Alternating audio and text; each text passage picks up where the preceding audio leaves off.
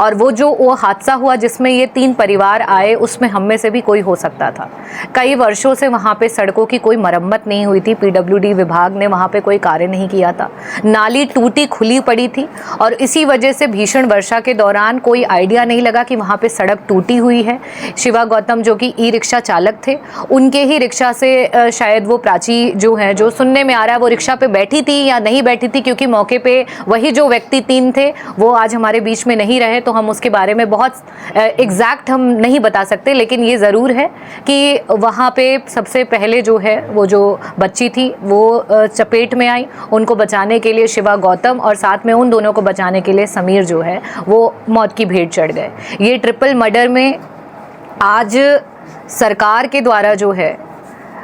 सिर्फ ये बताया गया कि शिवा गौतम तो वैसे भी बीपीएल परिवार से ताल्लुक़ रखते थे और उनके पास हम लोग उनके घर भी गए थे, तो एक प्लास्टिक का जो है वो झोपड़ी लगा करके और उसमें उनका परिवार रह रहा था। ना तो उन्हें गैस सिलेंडर की कोई सुविधा मुहैया कराई गई, ना तो आवास की कोई सुविधा मुहैया कराई गई और ना ही उनके पास कोई इस तरीके का राशन कार्ड या कोई और सुविधा के बारे में उन्होंने हमें जानकारी दी, जो कि पहले ही हो जाना चाहिए था। और इन सारी चीज़ों के लिए जब मेरी जिलाधिकारी महोदय से वार्ता हुई, मैं उनके आवास पे पहुंची, तो मेरा पहला प्रश्न ये था कि क्या आप इनके परिवार से मिले? उन्होंने कहा हाँ। तो मैंने कहा क्या आपने इनके घर के सामने की सड़क और रोड देखी जो कि पूरी की पूरी जलमग्न स्थिति में थी? तो उन्होंने कहा मैं अंधेरे में आया था, मैं नहीं देख पाया।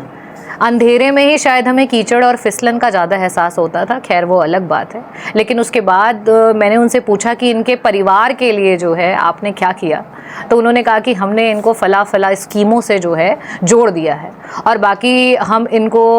5 लाख की जो मदद है उस समय, जबकि इसको 5 लाख ना बोल करके 7.5 लाख जो है अमाउंट बोला गया कि इसकी मदद कराएंगे, जिसको कि न्यूज़ में और आप लोगों के माध्यम से प्रकाशित भी कर दिया गया।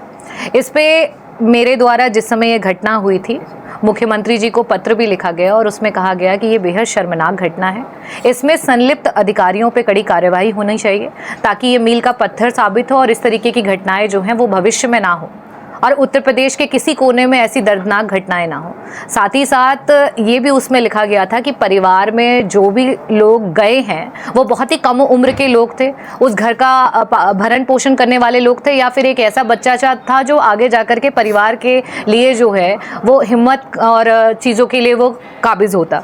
तो ऐसी स्थिति में परिवार में कोई भी व्यक्ति शैक्षिक आधार पर जो है उनके कम से कम एक नौकरी जो है मुहैया कराएं